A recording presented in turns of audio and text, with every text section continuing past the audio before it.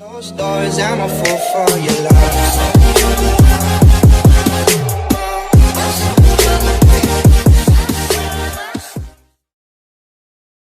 Hello beautiful people, welcome back to another Queen. Now it's your Queen Nala here and I'm back with another video.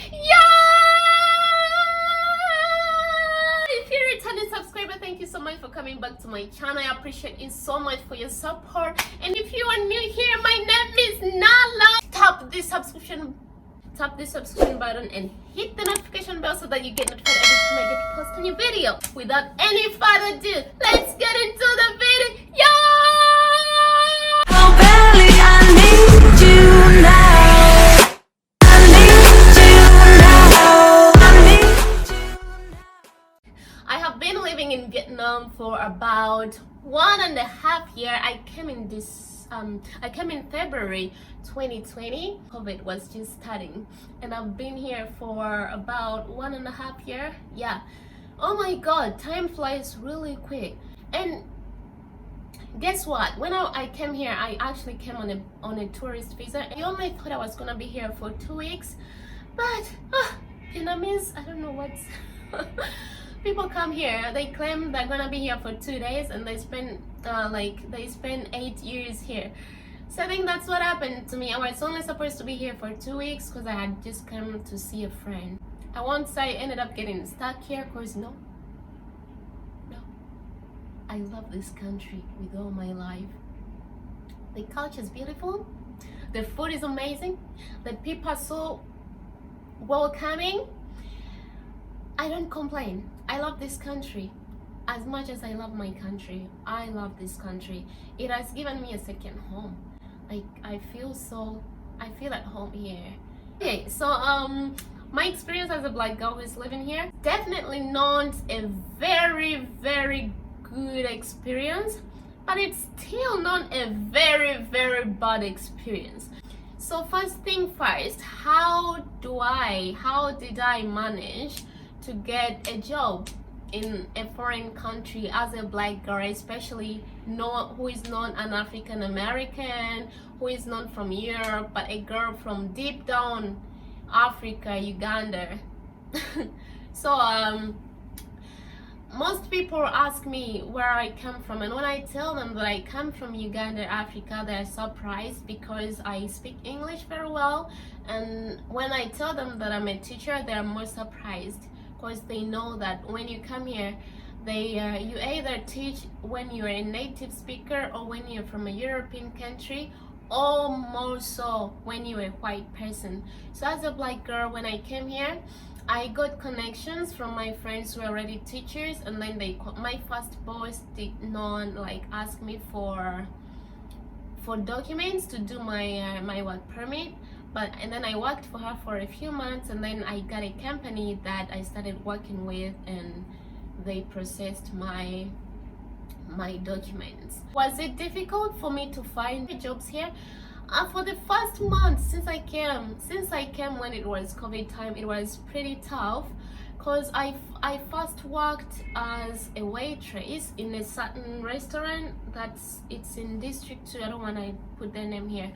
Yeah, I worked for a certain restaurant as a waitress, but I was there for a few weeks, and then I couldn't do it anymore because I was working long hours, and the pay was around $200.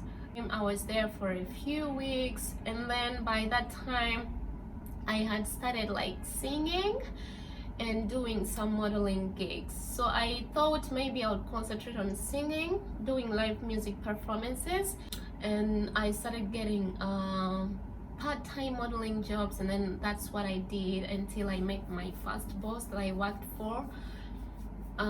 So I worked there for a few months, and as I just told you, and then I got a company that made me sign a contract for a longer term, and then they started processing on my documents. I think the bad side of finding a job here, especially in teaching,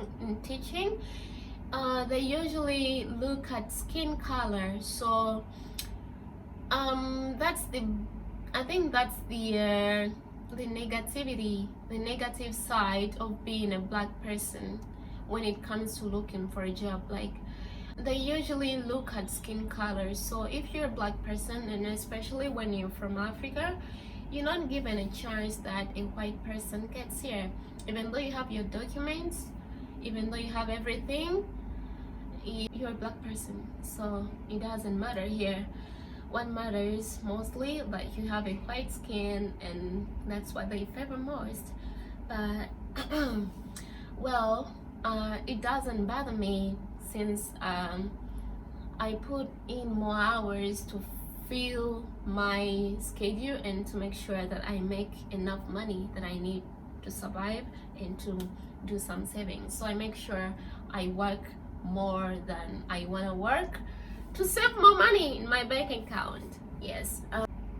The next challenge I found as a black girl, before I got a company to sponsor my visa, I used to extend my visa by myself. But the challenging thing is, they usually it usually depends on your passport to get a visa. So my visa used to cost me, or it's like 3 months visa usually used to cost me around $700. 3 months visa, $700 to get extended for more 3 months, and 1 month it usually took around $400. So coming from an African country, that affects me, that affects most Africans here. Not only that we're black, because black people from Europe or African Americans, like, so your passport is the one that rescues you.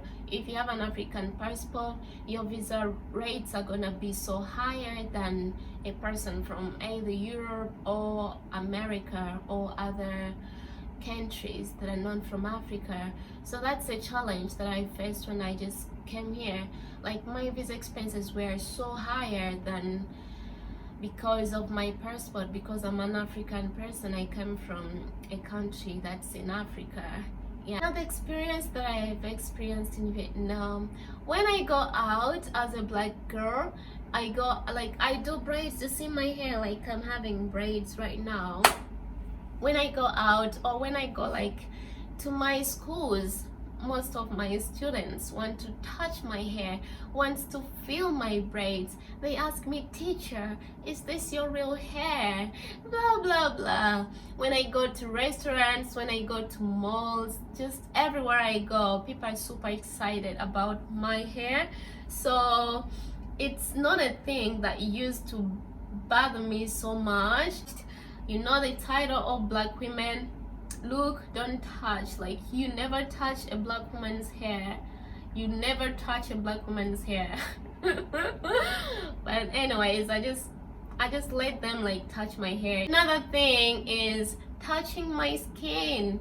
Like, some people here, especially the locals, like, they've never seen a black person. So you could go to some places where they have never seen a black person, and they start touching you. Like, I remember I went to a store with my friend. We were going to buy I think we we're gonna buy suitcases.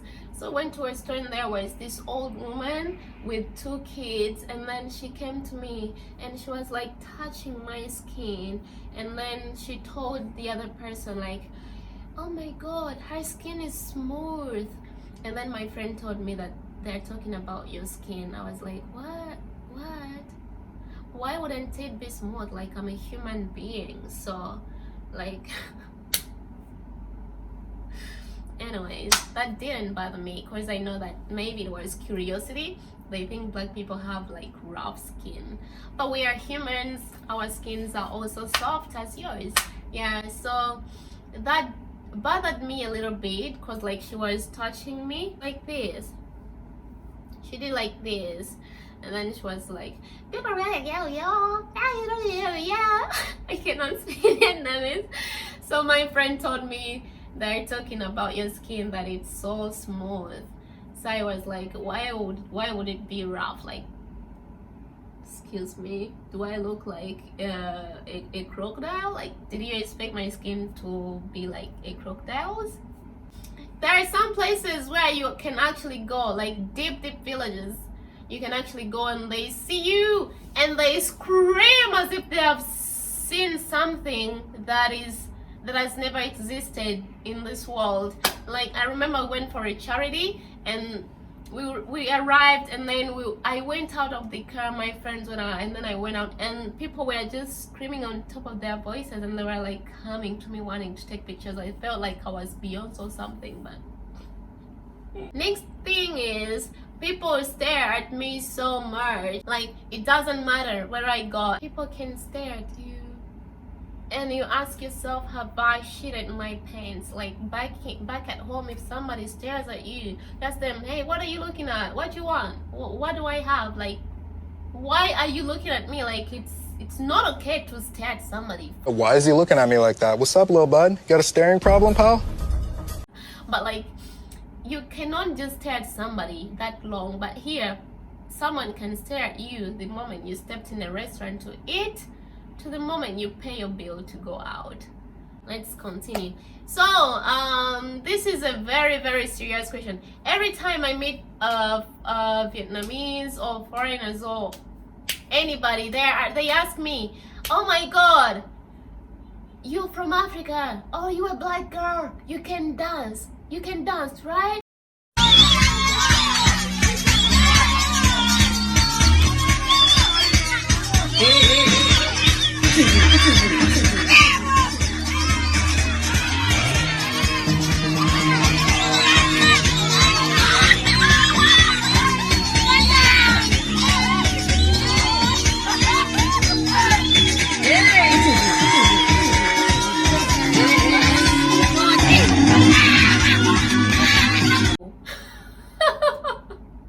I would say that I am good at dancing. I wouldn't say that I'm a bad dancer, but not every black person can dance. Not every black girl can twerk. Yeah, but yeah, I can dance. So every person, like most of the people I met, they're like, oh my god, you're a black girl, can you dance? Can you twerk? And I'm like, oh my god, no, I can't. And they're like, no, you lying, black girls dance more than anybody in this world. And I'm like, oh my god, bro, why do you think like that? It's not true. Anyways, let's continue. So the next thing is complimenting my body. Like, I get so much compliments about my body. Yeah, thank you for compliments. Even at schools when I go to teach, especially when I'm wearing an aoyai, when I'm wearing the Vietnamese traditional wear, the teachers be, oh my god, she has a nice body, you have a nice body, oh yeah, so, oh, that makes me feel so good. I won't lie to you guys, it makes me feel so good. Like they're complimenting my body. Yeah, black girls have nice bodies too. Dating complications. My dating experience as a black girl, it's a good experience. Like, I don't date race. I go with each and every person I feel a vibe with. If I feel a vibe with you, it doesn't matter if you are an alien, if you are, it doesn't matter your race. Like, if I like somebody, I like them for whom they are. I don't see color, I don't see anything. Like, I just go for that person as long as I feel a vibe with them. I always go out on dates with people, and maybe I just don't feel it and don't go on a second date, it's just my choice to be like single. So dating life isn't bad here. Like, you can date anyone you want. Yeah, if you want to be in a relationship or something serious or something casual, yeah, you can date anyone you want. So dating life isn't bad for me here as a black girl. And the last one, modeling gigs. So when it comes to modeling, like, I do part-time of modeling here. I don't most of the times people always approach me in my DMs and ask me to go do photo shoots, to go do for them runways or take photos of stock photo shoot. Yeah, so most of the times people approach me. I'm not like in a modeling agency yet, maybe someday, but modeling gigs, they usually still prefer like the more lighter people than the dark skin, I think, cause like most of the time when they post gigs in the group, in the modeling groups on Facebook in Vietnam, they usually specify that looking for a white this person to do this. When some gigs that I get, when they're from the group, they post looking for a dark-skinned girl to do this, looking for a dark-skinned girl to do this, but I can never go on a post where they said looking for a white person to do this, and then I go and comment and say I can do it even though I'm not a white person. So when it comes to modeling gigs, I usually get approached by somebody, and then I send them my profile. If they like it, I go and work with them. Or these people who post in the groups and they're like looking for dark-skinned girls, and then I comment and be like, yeah, I can do it, and then I go and work with them. So the modeling industry here is still like concentrated, like it's still looking at the white people, not the market is not yet so much open to black models here. But I wouldn't complain because, well, I'm not a full-time model. I would complain if I was like a full-time model, but I'm just doing it as a hobby and as a part-time job, and it still brings in some money for me. Yes, so I didn't want to speak so much in this video, so I'm gonna let you go, guys. Thank you so much for going through with me into this video. If you are new, please don't forget to tap the subscription button so that you join the kingdom, and don't forget to hit the notification bell so that you get notified every time I get to post a new video. Connect with me on my social media. Here's my Facebook, here's my TikTok with 0 followers, and here is my Instagram. Or you can comment down below and I'll get back to you.